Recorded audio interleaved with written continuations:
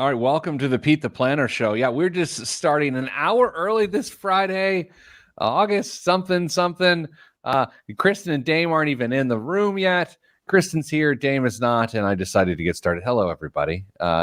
You're welcome for the early visual references here on the show. Big news. I'll wait for Dame and Kristen to get here. Actually, I'll add Kristen to the mix right now. Hello, Kristen. Hello. We'll wait for Dame to pop in. This is my fault, by the way. I had a faulty stream, which actually sounds... That's like a live stream is where I was going with that. You know what I mean? Yeah, and it sounded a little too influencer-esque to me. I didn't accuse me of that. Sorry guys, we had an issue with the live stream. Oh yeah, that's true. I get that a lot. I watch this bourbon podcast sort of thing on YouTube, and he always has trouble. Like he can't. I mean, it's because he's drunk. Like could be, yeah. Bourbon influencer is just like, it's just an excuse. It quite literally is like, I'm gonna drink and I want to write it off. Hey, I mean, do what works, I guess. I got a new shirt, Dame. I'm wearing a brand new shirt. Is that 2 in 1 week? I got a mystery box of shirts. A mystery box. A clothing brand I like had a sale on mystery box. They give you 6 items, and it is deeply discounted, and you get it, and you get what you get, and you don't throw a fit. This is one of them. I like it, except for it's a wrinkler. Oh. Can you return any of the shirts? I'm very interested in this. Or are you like fully committed to all 6 shirts blind? They're all closeout final sale. I never. I like 5 of the 6. One of them, it's just not my style. I'll probably still wear it. Hello, Chris Deddy. Goodbye. We are in a hurry this morning. If Jeremiah A isn't going to be here because we're an hour early, B, if he's listening later, he's going to hate it because we're trying to get done within 50 minutes today. Man, I have to be on a Zoom call. Place your bets. Zoom call in Houston, Texas is what I have to do today. I don't know if you've heard of Houston, Texas. Very important. Kristen, you ready to start the show? Who am I going to? Dame done? What? Are we starting with the 2% thing? Oh, I thought we were starting with Dame's You question. can do mine. Okay. Okay, we'll go to Dame. In 3, 2, 1. This week on the Pete the Planner Show, we answer your money questions. Here's how the show works. You email us, askpete@petetheplanner.com. That's askpete@petetheplanner.com, and here's what will happen. Sometimes we'll answer your question on air. Sometimes we won't. Don't take it personally, which is a weird thing to say to an audience that you're trying to endear yourself to. Speaking of endearing, Damian Dunn, no relation. Hello, Dame. Hello, Pete. And Kristen Elanius, who this week, as I was walking around Your Moneyline headquarters, I'm scanning heads in our room where all people are, and I see this abnormal head, and it was yours, Kristen. It was, yeah. You know, Damien over there is like, hey, I'm looking, I'm seeing people, I know that head, and I just stop. I see this giant head, and I'm like, I don't know this. It's Kristen. Yeah, I mean, it happens all the time, I'm sure, in the office. All of a sudden, people show up, and you don't know who they are, and hopefully they're on payroll. Fair. Dame, there's a question this week that you're going to be the maestro, the Svengali of the question. Go ahead. May I? All right. Hey, Kristen and company. My husband and I are in our 40s, and we've recently inherited a significant amount of money this summer. While we prefer not to disclose the exact amount, it's substantial enough that we're uncertain about the best steps forward. We have 4 children ranging from 18 to 10 years old, and while we'd like to set aside some of this money for their future, we're not necessarily looking to earmark it for college expenses. Up until now, we've been aggressive savers when it comes to our retirement, but with this recent inheritance, we're feeling a little less confident in our overall financial knowledge.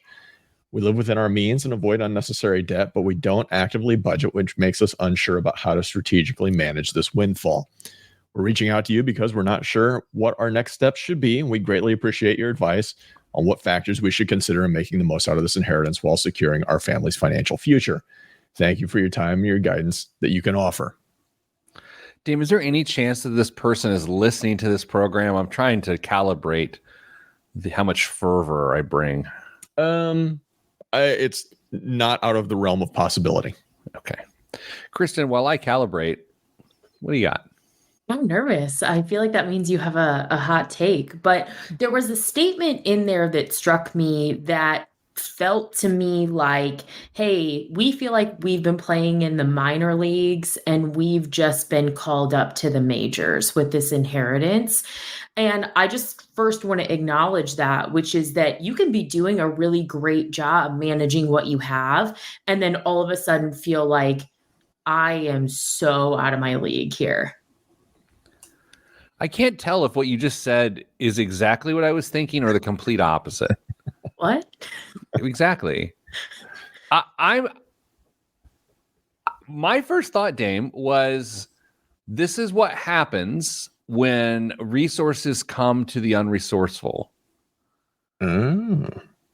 Because they are so thrown off by this, they can't even speaketh the dollar amount. Yeah, you know, like the idea that like, it's a lot of money. I cannot tell you. What do I care? I mean, 10 million, 1 million, 100,000. I'm a doctor. I've seen it all. Well, I mean, it's all subjective. You and I have seen some absurdly large figures in our day, not just looking in the mirror. Hey, got it. All right. But what is significant to some people may not be to others. So did they inherit $100,000? Did they inherit $10 million? We don't know. We don't know in this case, but I think we have to, at least acknowledge the fact that they are overwhelmed and they're not entirely sure what they should be doing in this particular instance. But I think there's some reasonable advice we can give going forward. Maybe they're thrown off and overwhelmed because what if they thought there was the idea of an inheritance, but they just came into it in a time where they weren't planning for it? Maybe they thought, hey, college education for the kids, those sorts of things are on us. But maybe the inheritance was like due to passing of parents earlier than they expected. So it might not be like a financial literacy concern. It could just be a function of, we just didn't expect this to happen at this time. What if they're listening in the car with the kids right now and the kids don't know about the inheritance and they've already told the kids that college is on them and they don't want their kids to know that they could pay for it? That's terrible. I think what this is really about is this flash idea that came to this couple that, oh my gosh, we might actually be able to retire right now. And they're so shocked and challenged by that they're having a crisis of what do we do? Is that a natural feeling? I think that's what this is about. I had not even considered that. Well, I'm an older man, and so I'm closer to death. or retirement, depending on how you look. I mean retirement. Sorry. I think this is if you combine the I can't even speaketh thy number with just the utter dismay this person feels, they are facing an immediate retirement decision if they really wanted to. And with a 10 through 18-year-old in the house or 9 through 18-year-old in the house, they can't even get their head around it, because how do you contextualize that to kids that you're trying to raise? Like, it actually blew up their financial life. I think that's what this is. So let's go with that. Let's go under the assumption that they inherited an amount of money that means two people in their 40s could retire right now with the lifestyle that they want. What should they be doing? Not retire. Why? Because you get a bunch of money, because to say retire right now is to say you don't get fulfillment out of your career and what you do. And it is not important for children to see parents working. I think it's all too fresh. I mean, at least take a year or two to consider the long-term ramifications of, don't lottery quit, sorry. Hit the Powerball, I'm out. Like, that didn't make any sense. That would actually make this whole situation worse. I think they have to go through, I don't want to say go to a career coach, but I think they have to go through this discovery, this inventory of what's important to them. And that's what this is about. Yeah. Give yourself a chance to actually live with the resources you now have available to you for a couple of years before making them your only source of income. Correct? I don't disagree with that part of it, but the idea that like you have to work, I do disagree with. If they I can, didn't say you have to work. that's what I heard. So What you heard. if they quit working and moved into a volunteer, a very regular volunteer role, would that suffice? Well, hopefully I didn't say you have to work. I didn't. I think a sudden retirement with a 9-year-old and malleable children. I assume they're malleable. I don't know. I have not met the children, and I don't even know how to evaluate malleability in children. Or Like- or they could do like a sabbatical to finish raising their children so they could be like the most involved parents ever and help their kids with activities and the sorts, and then they could go back into the workforce. And post it on Instagram so we can all Mhm. marvel at their wisdom. Optional. Who should these people be talking to? Oh, what are you doing? Trying to move us along here? Segment's over. I'm trying to get, but we can drag this into another segment so Pete can. I think they talk to a financial planner. I mean, I think you talk to a financial planner and you say, what was your goal prior to this coming in? And what they're going to say is, I didn't have one. Right? I think this isn't, my retirement date moved from age 65 to age 42. This is my retirement age moved from I never thought about it until I think I could retire right now. And that's where we're going to pause. And when we come back, we're going to explore this a little bit more. Are the children malleable? I don't know. We'll find out right here on the Pete the Planner Show. I'm Pete the Planner. Kristen, I'm half convinced you're on the wrong mic. I think you are too. Am I really? Yeah. Hit your mic. Well, it doesn't ever do this anyway. Hold on. How come you guys didn't know this in the pre-show? Because you were late. Yeah, true. I am. Now. No, it's going to take a second to warm up. It's got to I warm. don't know why it does that, but can you hear me now? But Yeah. quietly. We're getting there. What if I turn it up? Well, I mean, yeah, you just got to work it out. Okay. Well, hold on. I know. We're good. Are we good? Can you hear me? Much better. Ah, good deal. Quieter, but Pete can fix that in post. What? My mic is turned like all the way up and it is right here. So I don't know how to fix that part. But you guys are also very loud. Like I have my computer turned way down and in my ear, you are very loud. You yourself said you did some dongle removal earlier this week, and you've had to redongle your system. Yeah. I know, but I have turned basically all the way up on my little. Keep going. For real? No, you talking. Your microphone is okay, I finally can getting keep there. talking. Pete doesn't have time for this. He has stuff to do, places to go, people to see. I have no social energy right now. I told you that, Kristen. Yesterday we had a one-on-one, and I was like, "Can I go off cam?" My face hurts. And then tell the people what you did. So then I put an avatar of a cow as an animated cow, and then we had a one-on-one. And then he just sat there and made faces with the Because it's cool. Like It does, yeah. Oh, the cow is going moo.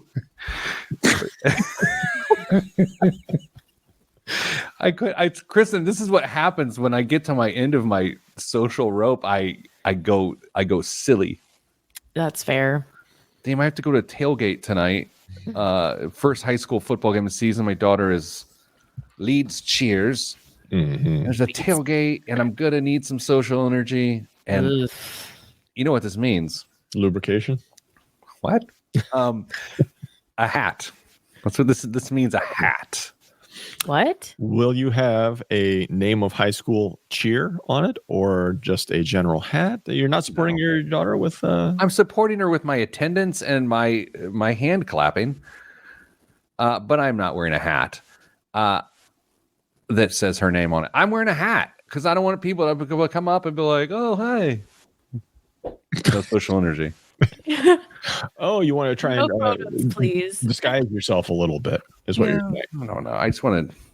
I want to be reported as suspicious, is what I'm saying. Mm. All right, Oh, yeah. that's fun. 3, 2. What are we doing? What are we talking about? Continuing the segment. Actually giving them advice. Yeah. 3, 2, 1. Back on the Pete the Planner show, the show that actually gives you advice. Dave, before the break, we were dealing with a situation in which a couple in their 40s received an unspeakably large inheritance, which could have been $7,000 because they were so put off by how much this was, they didn't give us a dollar amount. They've got 4 kids that are in their teens. They don't know what to do. And where we left off was go to a financial planner, which seems like the most obvious advice in the world. What would you add to that? I think there's another step. I think they absolutely need to talk to an estate attorney as soon as possible. Because if they've got kids and their estate documents, even if they were in order prior, if it was a genuinely large amount of money and they already want to benefit the kids in the future, but not for college purposes, they need some structure. They need to go talk to somebody who's going to make that happen in the way that they want, make sure that guardians are lined up just in case, worst case scenario. Because as we all know, Pete, things can go sideways when people die. Couple thoughts here. Yeah. I don't know why I'm constantly shocked when I find out people don't have a will or a trust or estate planning documents, like really educated, high income people. But it is, I'll give you a fake statistic. Kristen, you want a fake statistic? Sure. Only 27% of stable financial people have a will or estate documents. I'm not one of them.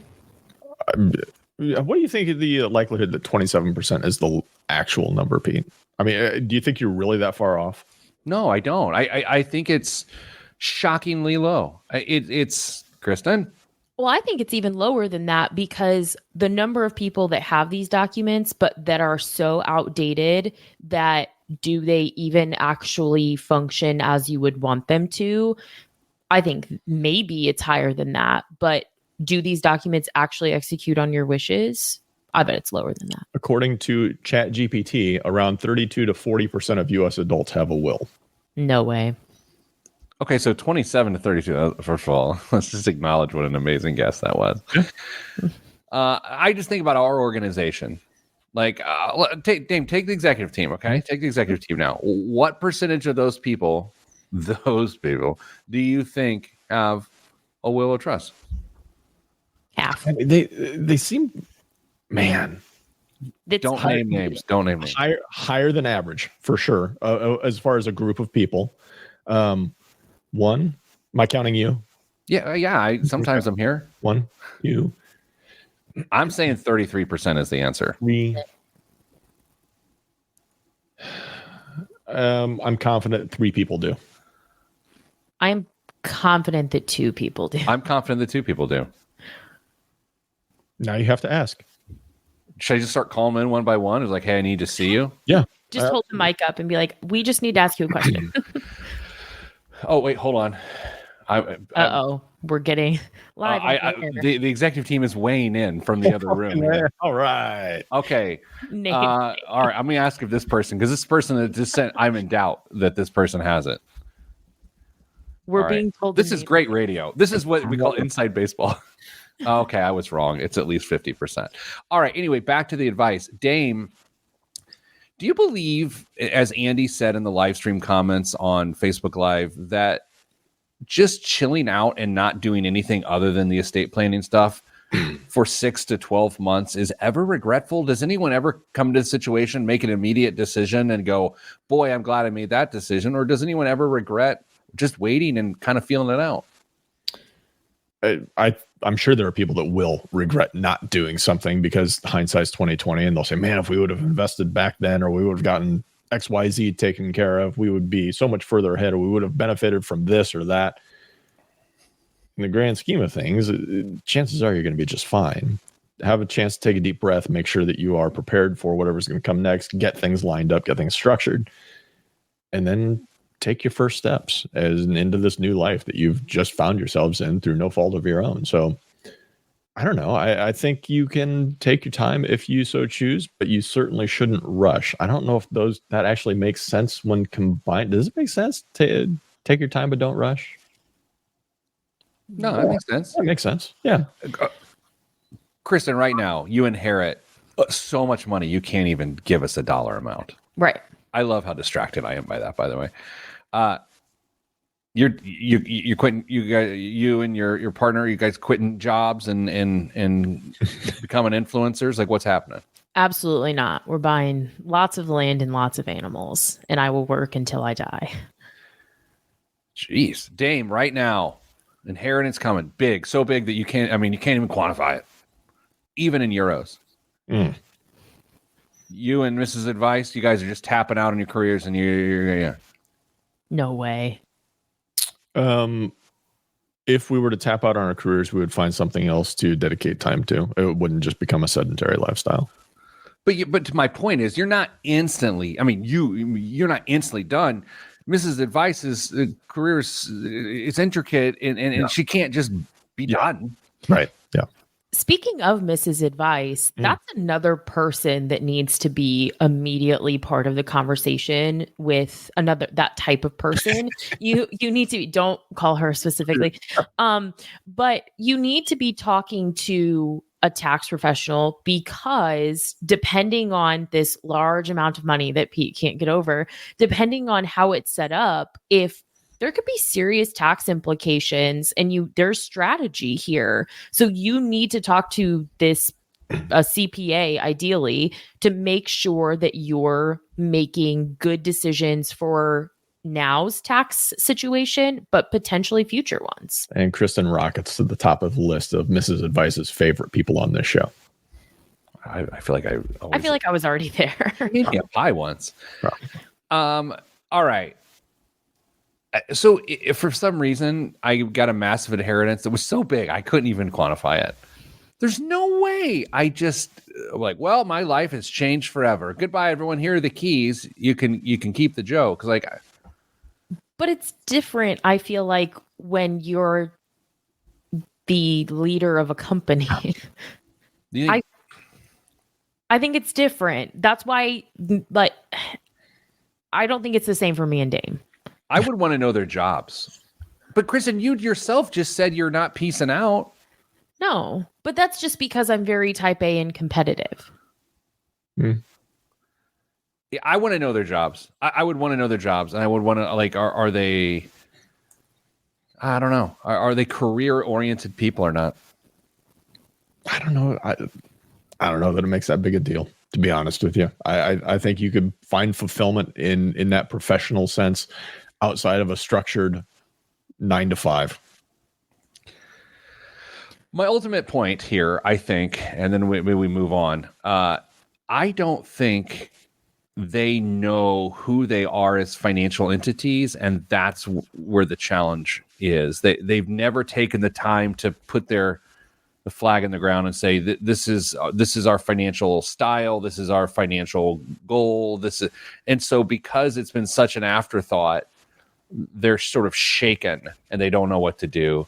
And I don't think anyone should be in this situation. I think no matter what your income is or how far away you feel from your retirement goals, you owe it to yourself to try to quantify things the best you can, not just because maybe a giant inheritance that's so large you can't even speak if its number is possible, but because there's no advantage to not caring and there's no advantage to not knowing. That's my take. I do think that you are right on the head that whether it's this couple or anybody else, if you haven't sat down and thought about financial priorities recently or regularly, you absolutely should. That we have this concept of next dollar that we've discussed every once in a while. And if you don't know where that next dollar would come from, I should say, you need to have a plan for that. Dave, Mrs. Planner and I had the next dollar conversation last week. Really? Yes. Nice. It's real. All right, let's take a break. Coming up after the break, one of the biggest rules of thumb ever in the history of financial management not only got tossed on its head this week, it got destroyed. That's next. I'm Pete the Planner. It's a tease. I am constantly accused of teasing announcements in our organization, and I don't know whether that is warranted or not. What's it called when you accuse someone of something that they do? When you accuse something of someone, something of that they do. The truth?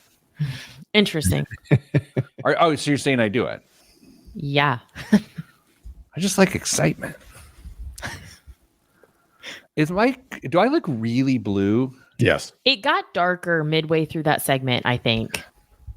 Like the pink or purple, almost Yeah, you started- that's different. I don't know. I know nothing. Look at Rick Swink makes it in. I'm still rolling out of bed. You did, Rick, and it was hard for me.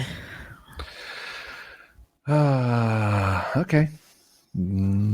Also, I was right about that executive team member. So They haven't updated it in a long time. good. Yeah. Okay. I'm still going 33%. How many people are on it now? 6.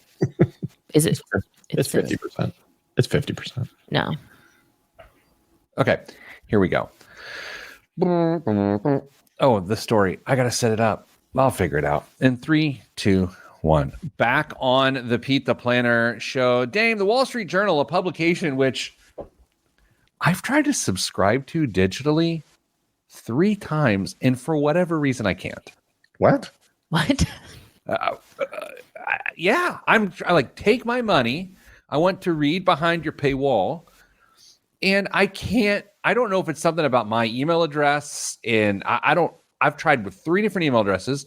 I cannot subscribe to the Wall Street Journal. Alas, I have some free clicks, and one of this free clicks was used on a story called "A Time-Honored Strategy Puts Your Retirement at Risk of Financial Ruin." The tried and true 60-40 portfolio and 4% withdrawal rate in retirement could lead to a catastrophic outcome if markets behave differently than in the past. Dame, I oddly wrote an entire book about this called Mock Retirement with the Monte Carlo simulations themselves in it. And the argument in this is if you take out 4%, you're in trouble. And there is now a new king/queen of percentages, and it is nowhere near 4%. No, it is not. Kristen, you're a young. Yes. When you think about your financial future, how much weight have you recently and or historically put on 4%? Because Dame and I, as olds, whether I'm going to use 4% or not, I still anchor to it. Do you? You both do? Yeah. Yes. 0%. Wait, you withdraw 0% from your portfolio? It'll last forever. Oh my gosh, you're No. really good. I don't think about it at all. I don't think about the 4% rule at all. I don't use that in projections at all. I don't really care as much about the 4% rule at my age, to be honest. So if you're talking to somebody about retirement, Mhm. what do you use? How do you? What do you anchor to? What do you? Don't be alarmed. I I'm still alarmed. tell people about it to say that, recommendations are to benchmark between 3 and 4% withdrawal in retirement, depending on how aggressive your investments are, could change that picture, life expectancy. The bottom line is we're dealing with so many variables that we can't know, that the goal is to make as educated guesses as we possibly can. But as someone who has at least 3 decades until retirement, I'm not thinking about the 4% rule at all. Okay, Dame, let's think about when we were young, when we were Kristen's age. I still thought about the 4% rule. Did you? Yes. Maybe it's a generational thing. It's, I guess, more for me is just like I'm hitting the suggested goals for contributions and knowing that some of those contribution rates in line with when I might receive promotions or if I might take a step back. Like, I have no idea what balance could look like for me in retirement. And so I don't even think about distribution. Maybe I should back that up. I don't think about distribution of my retirement assets at all, really. So a couple things there. What resonated with me a lot, what you said is I'm contributing what I should contribute. And that alone should feel like something. So totally with you there. And here's the reverse of this. Dame, we're having this conversation. Here's where my mind's going. And I'm wondering if you two are doing the same. I'm placing myself in the year 2009, 2010, sitting in a conference room in an office park in Indianapolis, across the table from someone that I've got 20 minutes to figure out whether they're financially stable or not. This is the original Mhm. Financial speed dating. It's what began this organization we all work for. And that's what I think of. I'm hearing a person's balance in my head. I do 4% off of what the projected balance will be at retirement. And then I'm going, they're either off track or they're on track. And that split second measurement is what led the rest of the conversation. But what Kristen just said is, if they're putting in the right amount of money, that is also another way for me to just simply go, well, yeah, they're maxing out their whatever, they're fine.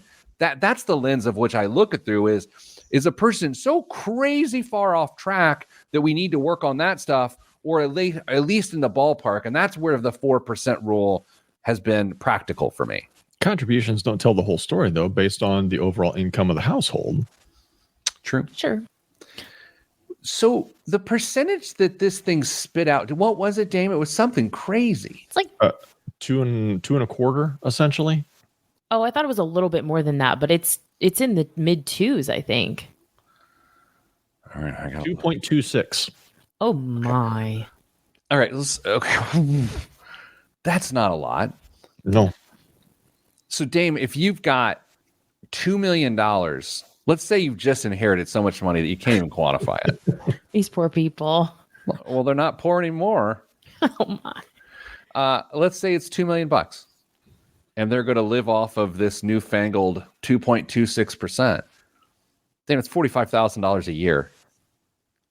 That's shocking. Yeah. Yeah. Shocking.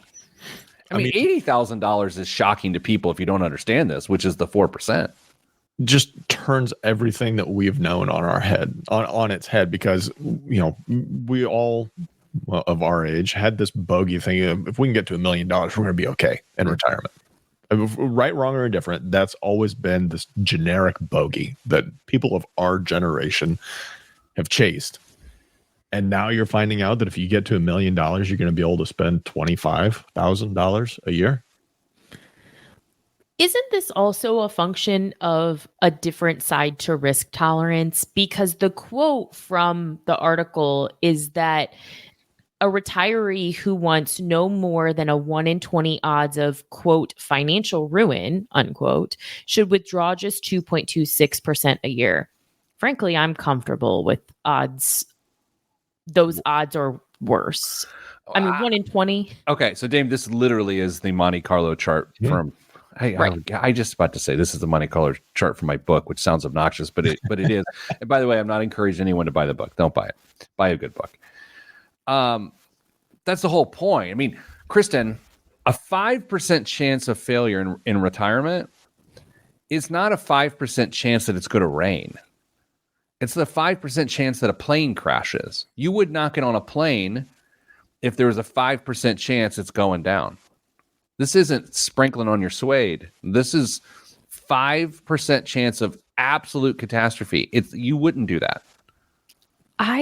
You hate flying. I hate the logistics of flying. The actual flying part, I don't mind.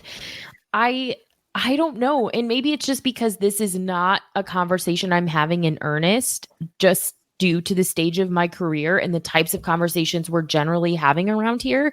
But I just have a hard time thinking that if I thought that I had reached the finish line and they were like, oh, there's a 5% chance these assets aren't going to make it long enough, that I'm like, well, I'll work another year. Like, I don't know.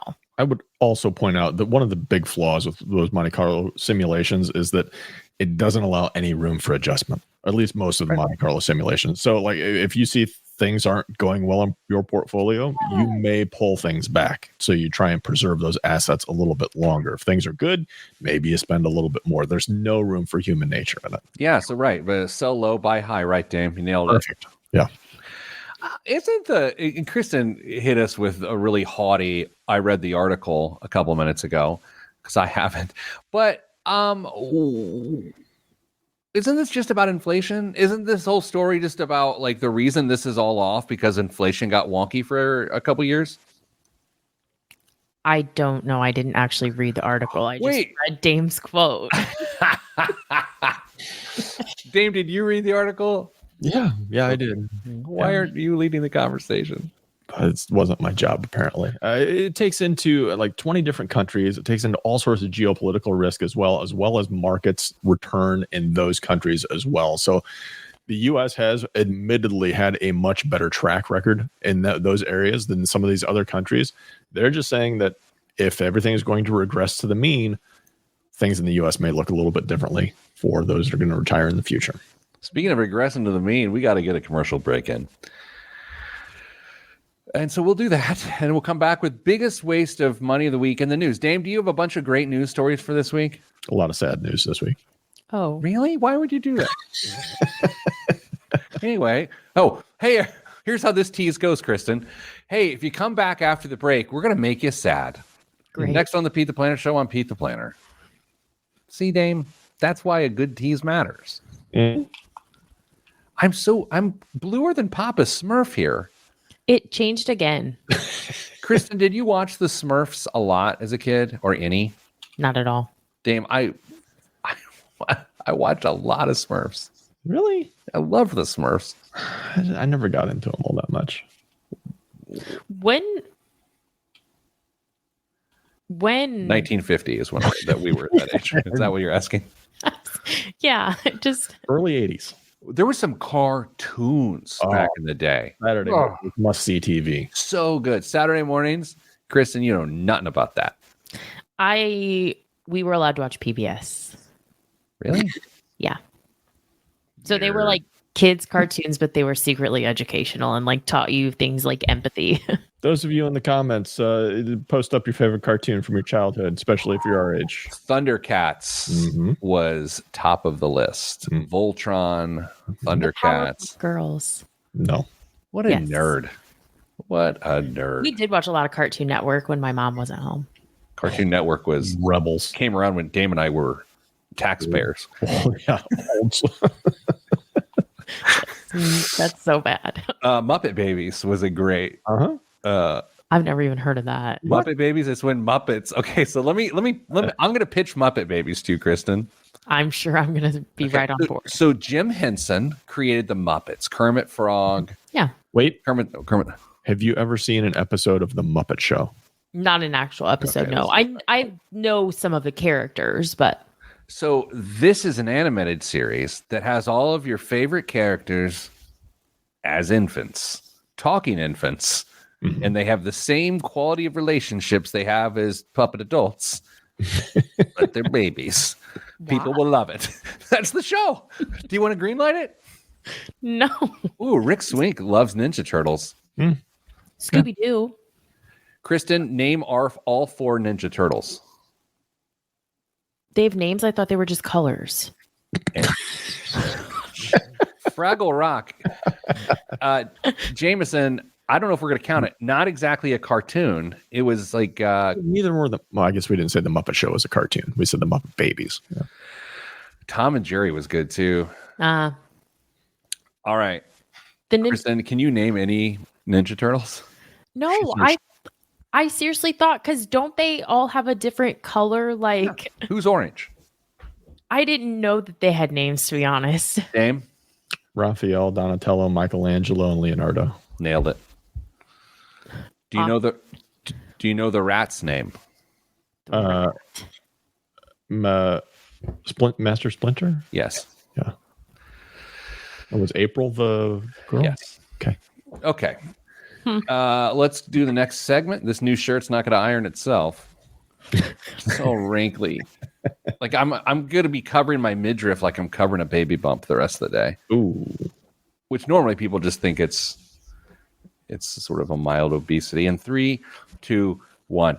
This week's biggest waste of money of the week, right here on the Pete the Planner show, is the Whiskey Vault.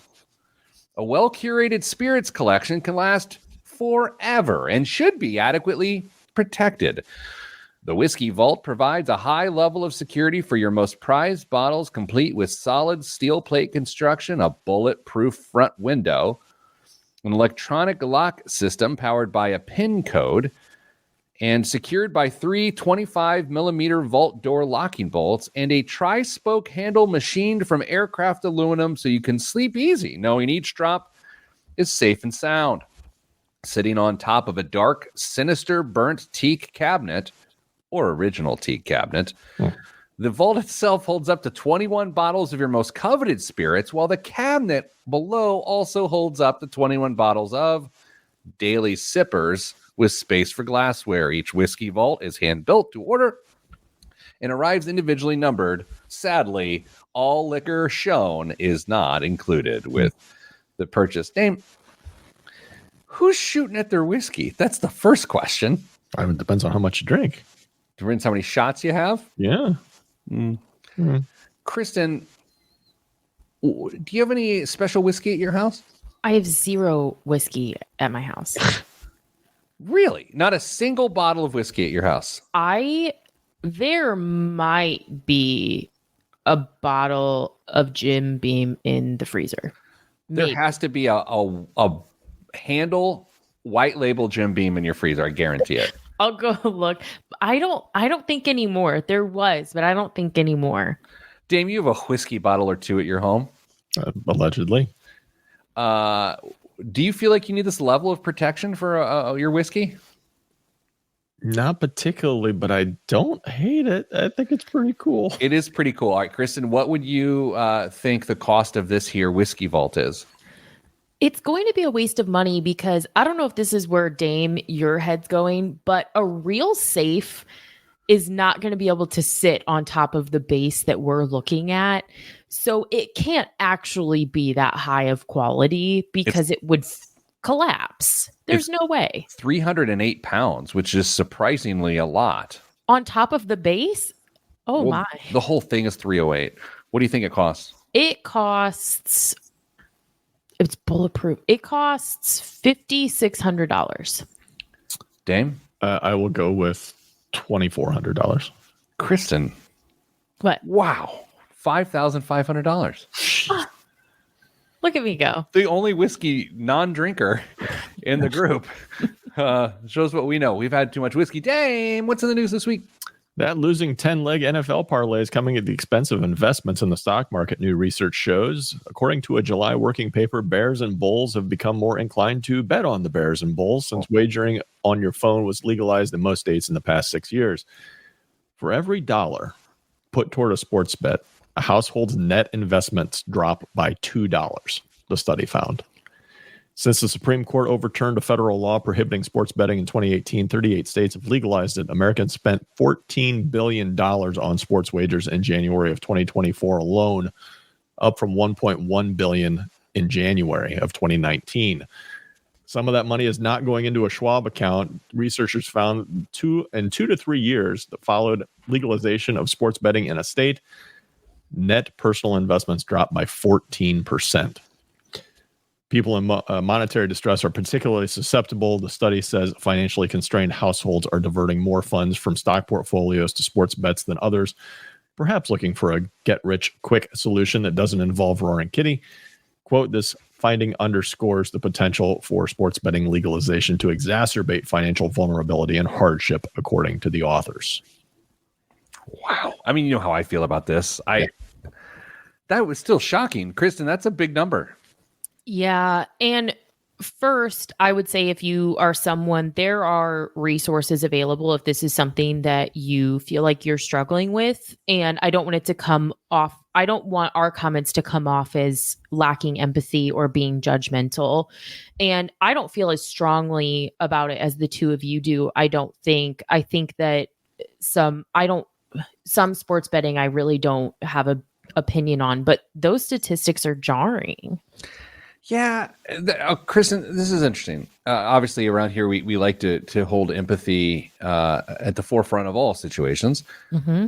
And I don't believe I lack empathy for this, but I will say I just generally think sports betting is just a really bad idea. It's just like a really bad idea. But I'm going introspective here. I'm wondering, by saying that, am I lacking empathy for those that do it? I don't think I am, but I don't know. Dame, I mean, does this story like scare you straight? Have you stopped betting on the ponies? Just dogs now. No Okay. just dogs. Speaking of dogs, did you see that story? I don't know if this is in your news. That French actor that died last week, like this iconic, sultry French actor who died, and in his will, he asked that his family euthanize his beloved dog and bury the dog with him, and the family declined to do it. How selfish. Exactly. That's what I was thinking. Because who would pay for the euthanization, right? Sacre bleu. No, that's terrible. That's awful. Do you also, and now, damn, I'm hijacking your news. You see that Disney is now not using the defense of Backing off. the person bought Disney Plus subscription, so now the people could sue them for whatever it is they may have done wrong. So that's what happens on a Top 1% podcast. We talk about it on the air, and the lawyers run the other way. You're welcome. Dane, what else is in the news? The Magnificent Seven have been doing just fine since the market meltdown just a few weeks ago. Surprising nobody, Nvidia has led the charge higher, and earnings are slated for next week. There's a strong chance that we see the semiconductor behemoth continue to power skyward. But it's not just the Magnificent Seven that are popping in August. Reholt's wealth management partner and Animal Spirits co-host Michael Batnick recently noted that the NASDAQ enjoyed its fastest 10% rally from correction territory ever. It usually takes the index, an average of 32 days to rally from 10% after sinking into correction territory, the way it did earlier this month, except this time, it only took 8 days to rally back 10%. Dane, we've had Michael Batnick on the show before, haven't we? I don't think I was invited to that show. Well, it's like we had Jimmy Doolin on last week, and I was like, Jimmy, you've been on this, right? And he was like, yes. I don't remember, but I'm pretty sure I think we had Michael Batnick on the show. Kristen, can we play a little prediction game here? We can, yes. Within the next few weeks, I believe the date might be mid-September, September 25th, actually. Former President Trump is able to sell his stake, his substantial stake, worth currently right now $2.6 billion in DJT stock, which we've talked about on this show. Do you think prior to the election, Donald J. Trump sells his stock in DJT? This is all or nothing? Yes. How about this? Does he sell at least half of his holdings between now and then? No. Kristen says no. Dame? 0% chance. I disagree. I don't think he's going to. I disagree. I think he will, which I think is actually a bad idea for two different reasons. I think he would be smarter to hold on to it because even if he doesn't win the election, he could get people to rally and bring the stock up further as sort of this anti thing and then make even more money. That's exactly why I don't think he'll sell. Do you want to bet on it? I don't bet. Yeah. Why would he tick a whole bunch of people off in his base 2 months before the election? I'm just saying. I just think it's going to happen. Blame someone else. There's a lot of bad economic policy floating around from both parties right now. That would be a horrible one personal for him. Can I just say, and I said this to Dame before the show, or maybe I said to Kristen, I don't remember. You guys look the same to me. I can't believe on his stump speeches, he's not told people to buy the stock. I just can't believe it. I feel like he would. Anyway, whatever. Dame, thanks so much for everything you do. Kristen, thank you so much for letting me say when I saw your head this week, it was abnormal. And for everyone else, I'm sending good vibes because good vibes are all that's in the budget. I'm Pete the Planner. This is Pete the Planner Show. 50 minutes exactly. Or actually 48, 43. Ian, the show's over, man. Thanks for joining us. Yeah, thanks. Thanks for being here, Ian. We'll see you later. Your arguments hold water on the DJT thing. I hear you. Yeah, because can you imagine the stock price if he doesn't win, and then it's like the political charge of like we got hosed again, and yeah, this happened to us again, and I think there's too much upside in that scenario for him to sell before the election. Okay, let's say that we do have to go, but let's say that that's the case, okay, for a second. I want to go to my final comments there that I think he will publicly prop up the stock. Like he'll talk about the way you can support us or someone will. and I think he'll just end up getting in trouble for stock manipulation. Do you think naturally that'll people will take just turn to forever.